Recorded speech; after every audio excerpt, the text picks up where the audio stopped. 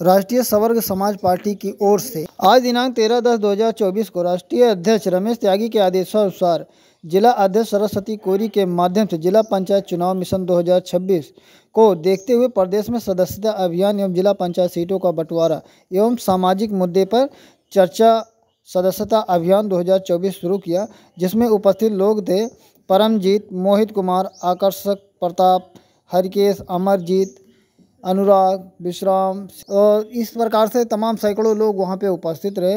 ये कार्यक्रम जनपद सुल्तानपुर के इसौली विधानसभा के मनसकपुरवा ग्राम सभा में आयोजित किया गया। आइए देखते हैं आगे।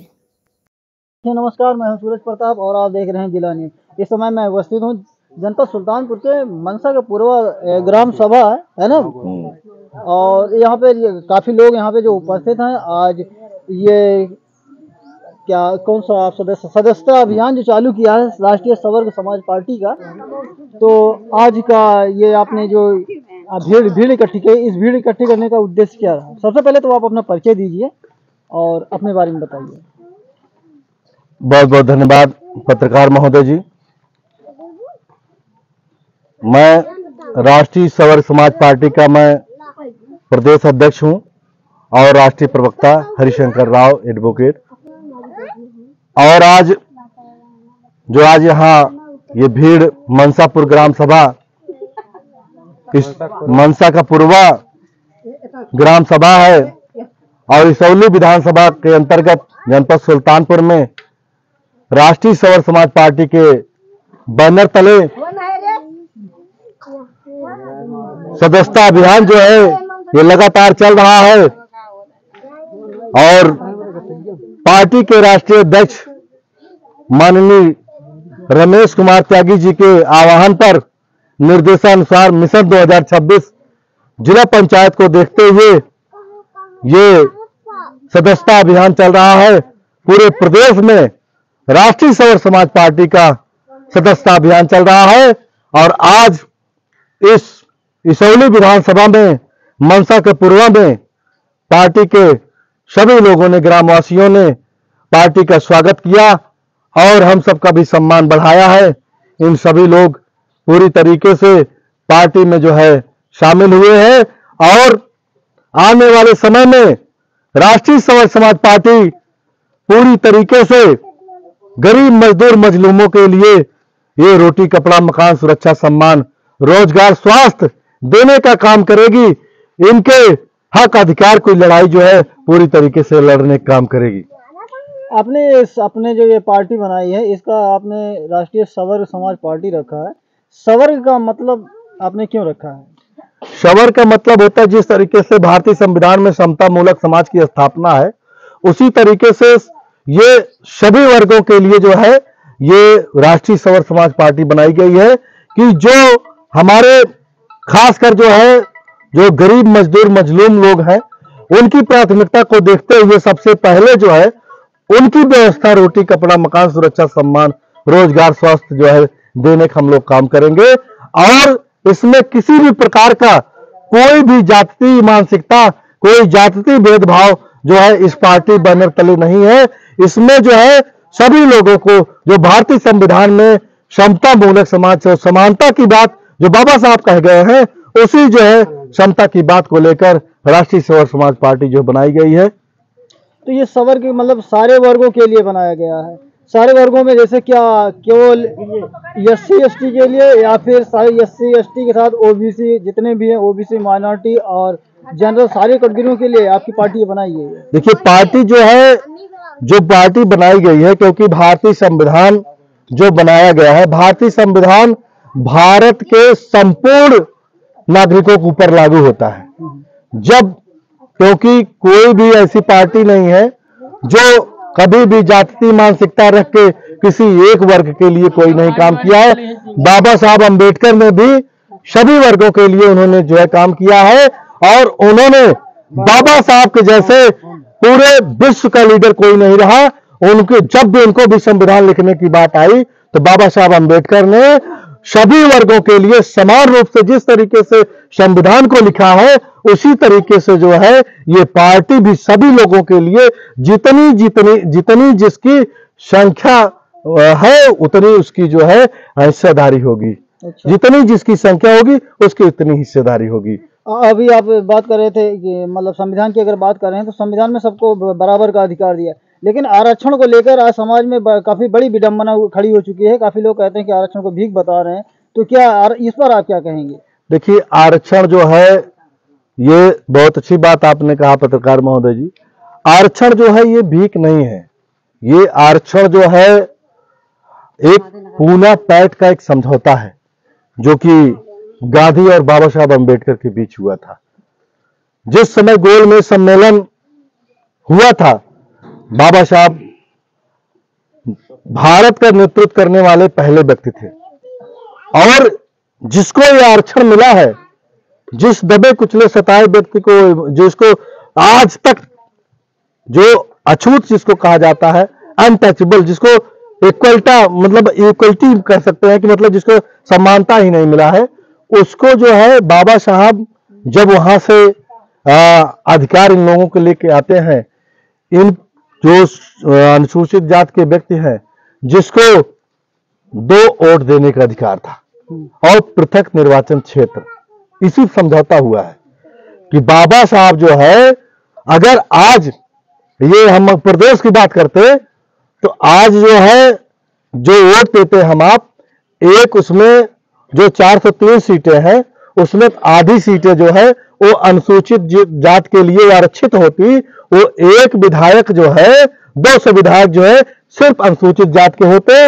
उसके बाद जो है जो और 200 बचते हैं, 201 या 2 भी जो भी कह सकते हैं, 203 है, 403 है, तो उसके बाद आधा विधायक जो है वो अनुसूचित जाति के होते 200, उसके बाद जो है और लोग उसमें विधायक होते।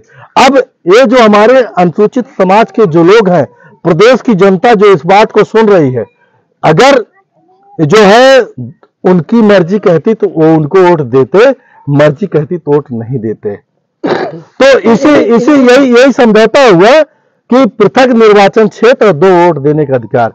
इसको गांधी जी ने कहा कि ऐसा जो है नहीं होना चाहिए, और यही बाबा जो है यही बातों का समझौता हुआ। तब बाबा साहब ने कहा कि हमारे जो ये दबे कुचले सताए लोग हैं, जो मजलूम हैं, इनको आरक्षण मिलना चाहिए, इनको नौकरियों में आरक्षण मिलना चाहिए, इनको शिक्षा में आरक्षण मिलना चाहिए, यहाँ तक कि हर भारत की हर ऐसी प्रणाली में, हर प्रणाली में इनको शिक्षा मतलब जो है व्यवस्थाएं मिलनी चाहिए, क्योंकि आरक्षण जो है एक समझौता है, न कि ये भीख है। तो आरक्षण की बात जैसे कि आप बता रहे हैं कि मतलब ऐसा क्या 2 वोट देने का जो अधिकार था, और अगर ऐसा होता तो आधे विधायक अनुसूचित जाति के होते। इन्हीं बातों को लेकर आज सोशल मीडिया पर तमाम प्रकार का भद्र टिप्पणियां की जा रही हैं कि जैसे कि इनको अगर आरक्षण मिल गया है तो आरक्षण पे 60 नंबर लाने वाले को सरकारी नौकरी मिल जा रही है, और 80-90 नंबर लाने वाले जनरल कैटेगरी के लोगों को उनको नौकरी नहीं मिली। काफी मजाक उड़ाया जा रहा है इस समय आरक्षण को लेकर, तो आप इस पर क्या कहेंगे? देखिए, विषय ये है कि अब व्यक्ति की आजादी सबको है, अब व्यक्ति की आजादी पूरे भाई भारत के सभी नागरिकों को जो अधिकार है, तो व्यक्तिगत विचारधारा तमाम लोगों की हो सकती है, लेकिन जो सच्चाई है वो सच्चाई हमने बताया कि असली बात यही है। बाकी भाई अब व्यक्ति की आजादी कुछ सबको है, कोई कुछ भी किसी को कह सकता है। तो अगर आरक्षण की बात किया जाए तो आरक्षण जैसे कि संविधान ने आरक्षण लागू किया है, लेकिन काफी अनुसूचित जाति जितने हैं, चाहे एससी हो चाहे एसटी हो, ये 2 कैटेगरी के जो ऐसे लोग हैं, काफी तो इनमें पढ़े लिखे नहीं होते हैं और इनको आरक्षण का मतलब ही नहीं पता है और इसका लाभ ये नहीं ले पाते हैं। जो पढ़े लिखे हैं वो तो ले पाते हैं, लेकिन जो पढ़े लिखे नहीं, अनपढ़ हैं, जैसा कि अभी आप अपने वक्तव्य में एक बात आप कर रहे हैं कि विकास भवन में बहुत सारी योजनाएं आती हैं, तो इन लोगों को जो पता ही नहीं है तो उस लाभ को ये कैसे ले पाएंगे? इस लाभ को अब हम लोग आए हैं, पार्टी के लोग हमारे साथ कंधा से कंधा मिलाकर हमारे साथ चले, तो जो प्रदेश की जो योजनाएं हैं जो हमारे अपने लोगों के पास नहीं पहुंच पा रही है, उसको दिलाने के लिए तो हम लोग चाहते हैं। और हमारी बड़ी बहन सरस्वती कोरी जी भी हैं, जिला अध्यक्ष हैं, लगातार जो है हम लोग भी समाज में लगे हुए हैं। जो योजनाएं अभी तक नहीं मिल पाई है, जो अभी तक नहीं हो पाया है समाज में, उसकी पूर्ति के लिए और जो है हम लोग पूरी तरीके से तो अगर हम आपसे ये सवाल करें कि आपके पार्टी का जो उद्देश्य है, तो आपकी पार्टी का यही उद्देश्य है कि आप इन अनुसूचित जातियों का और अनुसूचित जनजातियों का जो विकास नहीं हो रहा है, आपकी पार्टी का उद्देश्य है कि गरीबों का विकास करवाएं। देखिए, विकास तो जो है बिल्कुल विकास होना चाहिए, क्योंकि अभी तक अगर कोई किसी को बराबरी नहीं मिली है तो सबसे ज्यादा जो है, सबसे बड़ी बात ये होती है कि भाई हमारा 4 बच्चे हैं, जो पहले भूखा है पहले उसको देना चाहिए, जिसके पास भाई जो अभी तक जिसको बराबरी नहीं मिली है। तो हम सब भी अभी लगातार जो है संघर्ष कर रहे हैं।